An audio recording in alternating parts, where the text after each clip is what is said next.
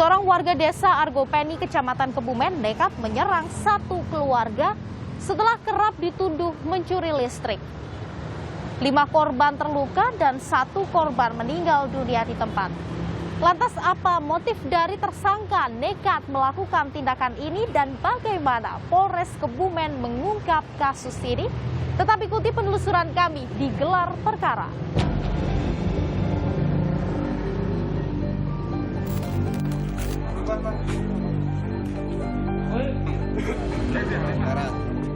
Kasus ini bermula saat pelaku HE tidak terima dengan perkataan juga tindakan korban yang kerap menuduh dirinya sering mencuri listrik. Mengaku sempat menyelesaikan masalah secara damai, namun malah masih ada dendam yang tersisa dari pelaku dan juga korban. Penganiayaan pelaku pada korban pun berujung petaka, yang berakibat satu nenek korban meninggal dunia. Saudara, saat ini saya sedang berada di tempat kejadian perkara di Desa Argopeni, Kecamatan Kebumen. Di belakang saya adalah rumah tersangka. Saat itu pukul 3 sore, tersangka sedang mengasah sabitnya di sebelah sini sepulang dari sawah. Kemudian tersangka berjalan menuju ke arah rumah korban yang berada tidak jauh dari rumah tersangka. Saya akan tunjukkan kepada Anda letak rumah korban. Hanya berjarak beberapa rumah saja. Di sebelah sana rumah berwarna putih. Nah, di sana korban sedang menjemur gabah sepulang dari sawah. Kemudian tersangka datang dari arah belakang korban dan mengayunkan sabitnya mengenai bagian kepala. Korban yang panik berlari menuju ke sawah. Di sebelah sana meminta pertolongan warga, kemudian dibawa ke rumah sakit. Sedangkan tersangka masuk ke dalam rumah korban dan menyerang anggota keluarga yang lain. Setelah itu, korban yang lain dibawa ke rumah sakit oleh warga setempat. Tim gelar perkara menemui salah satu korban penganiayaan. Dirinya mengaku sudah selesai urusan dengan pelaku.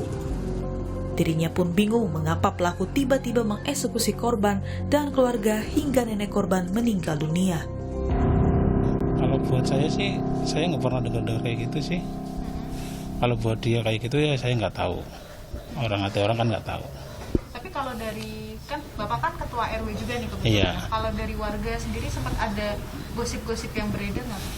Kalau saya selama ini sih nggak ada laporan sih. Tahu kalau Pak RT-nya nggak tahu. Kalau saya belum ada laporan.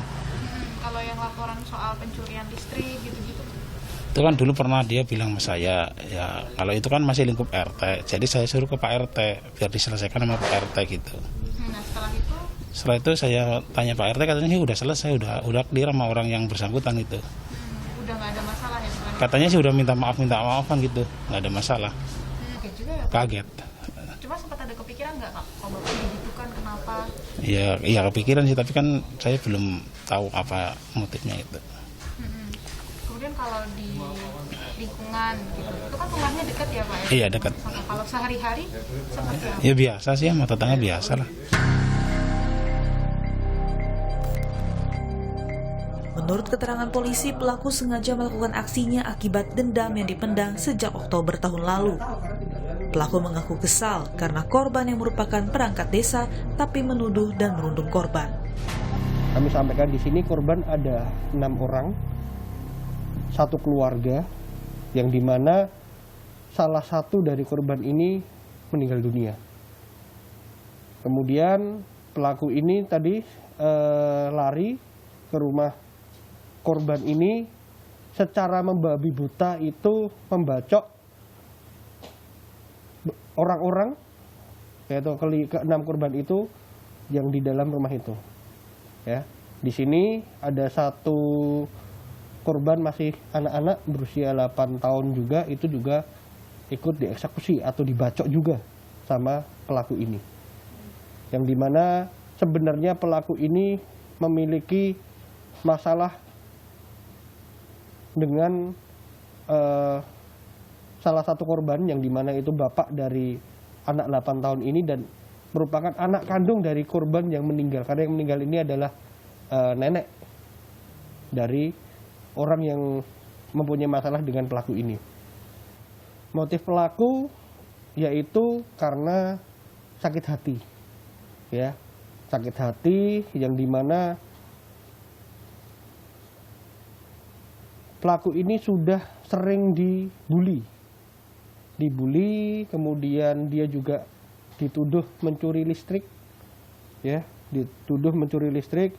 kemudian juga pelaku ini sebenarnya sudah tidak bisa menahan emosi yang sudah terbendung, yang akhirnya pelaku melakukan perbuatannya. Dan juga orang yang sering membuli tersebut atau korban juga yang tadi kami sampaikan atas inisial MH, ya, inisial MH ini kebetulan juga perangkat desa juga. Dengan dia sering membuli, kemudian dia menjelek-jelekkan, kemudian juga dia menuduh pelaku ini mencuri listrik, akhirnya warga setempat, masyarakat setempat itu juga menjadi antipati atau tidak suka juga kepada pelaku. Efeknya seperti itu, efek sosialnya. Terkait dengan hubungan memang tidak harmonis, ya, karena kedua orang tersebut sering cekcok, ya, atau sering bertengkar atau beradu mulut, yang dimana akhirnya pelampiasan emosi dari pelaku itu ke korban dengan cara menghabisi satu rumah secara membabi buta, seperti itu. Sebenarnya hanya dengan satu orang, namun Iya, satu keluarganya terkena dampaknya. Bahkan anak kecil pun juga dibacok juga, seperti itu. Satu meninggal dunia, yaitu nenek, ya, atas nama berinisial HLM, ya. Kemudian 5 anggota keluarga lainnya, termasuk juga MH yang mempunyai masalah dengan pelaku, itu kondisinya luka terbacok. Termasuk anak itu terbacok di bagian tangan. Karena anak, ya, kami menjadi perhatian anak nih, ya, anak 8 tahun itu dibacok dari belakang, berusaha menangkis bacokan itu, tapi ya kebacok bagian tangannya. Pasal yang diterapkan di sini adalah pasal 340, ya, subsidiar pasal 338, pembunuhan berencana dan juga pembunuhan, dan juga kita subsidiarkan ke pasal 351 Junto 63. Kenapa kami pasalnya berlapis? Pertama, di sini terkait dengan pembunuhan yang dimana dia sudah mempersiapkan, sudah mempunyai niat sejak di rumah, sudah mengasah sabit untuk mengeksekusi. Artinya di sini unsur sudah terpenuhi pembunuhan berencananya. Kemudian terkait dengan korban yang tidak mengalami hingga meninggal dunia, kita masukkan ke pasal 351-nya. Terkait hukuman, ancaman hukumannya, yaitu ancaman hukuman seumur hidup dan hukuman mati.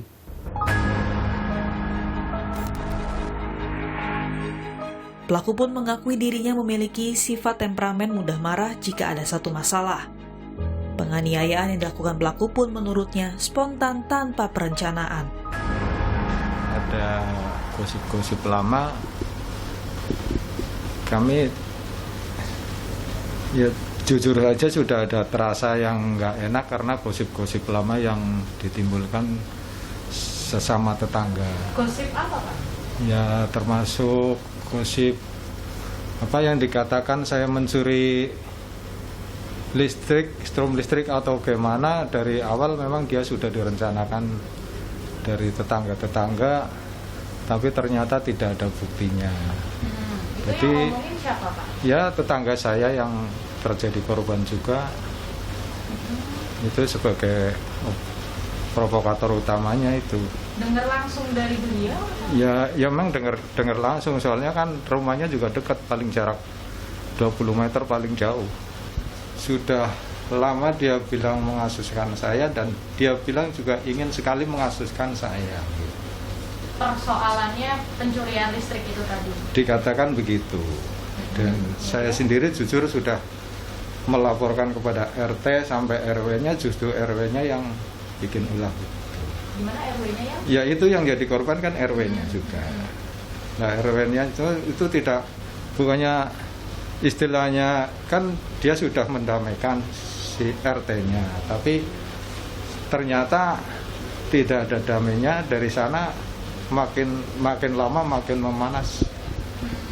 Saya sendiri tidak bisa bilang apa-apa, dan dari pihak aparat juga diam saja. Saya sendiri juga ya nggak tahu lah, cuma kita berusaha hanya untuk berdoa supaya dia bisa tenang, tapi ternyata tidak bisa tenang. Sakit hati, bahkan lama sekali, hampir mulai Oktober sampai sekarang bulan apalah ya, April, mungkin April sudah terjadi sih. Ibarat kompor dinyalakan tidak mau ditutup tapi malah sampai meledak gitu. Pernah coba dibicarakan secara kekeluargaan nggak, Pak? Yang pertama sudah bicara perkeluargaan, sudah damai, tapi ternyata sana enggak.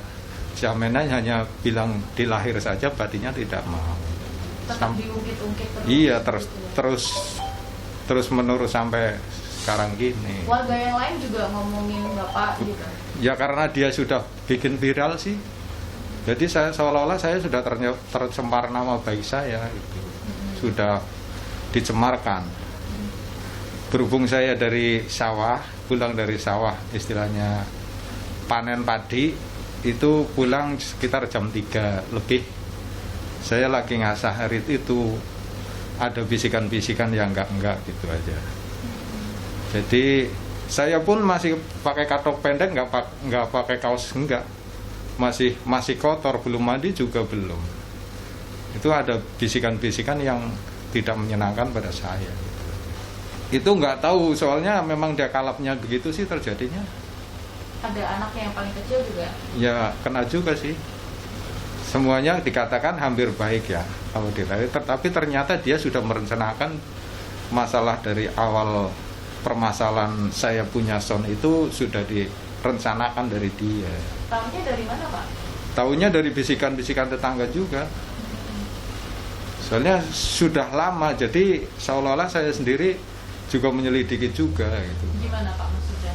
Ya maksudnya itu, saya mau direncanakan, mau dikasuskan, sebagaimanapun caranya saya harus bisa masuk penjara. Katanya dia mau mengambil dendanya untuk dibagi-bagikan,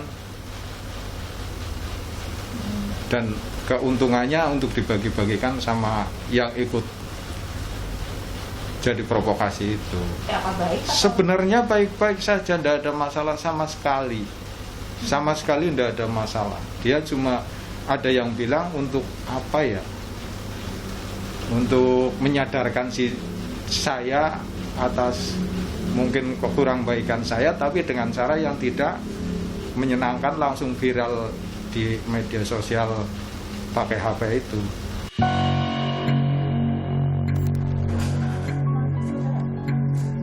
Menurut pengakuan anak pelaku yang saat itu menjadi saksi kejadian, tidak menyangka ayahnya membabi buta menyerang keluarga korban. Saat itu dirinya pun melerai, tidak berhasil. Keluar rumah, itu posisi Bapak sudah sempat bacok dulu? Udah. Terus? Udah, jadi mau menghentiin Bapak itu nggak bisa, soalnya cepet banget. Mau ke apa sih? Mau menghentikan kayak gitu, Bapak udah lari masuk ke dalam rumah kayak gitu. Ke rumah? Ke rumah korban. Korban, kemudian dengan tetangga yang lain, hubungannya gimana Mas? Baik-baik aja sih. Selama ini saya lihatnya baik-baik aja kayak gitu. Nggak ada masalah sama sekali kayak gitu, nggak ada. Dendam dan sakit hati membuat tersangka tega menganiaya korban dan anggota keluarganya. 5 orang terluka dan 1 orang meninggal dunia. Saat ini kasus ini masih dalam proses penyelidikan dari Polres Kebumen. Tersangka terancam pasal 340 tentang pembunuhan berencana dengan hukuman maksimal hukuman mati. Reida Pulpi, Gina Wirana, Kompas TV Kebumen, Jawa Tengah.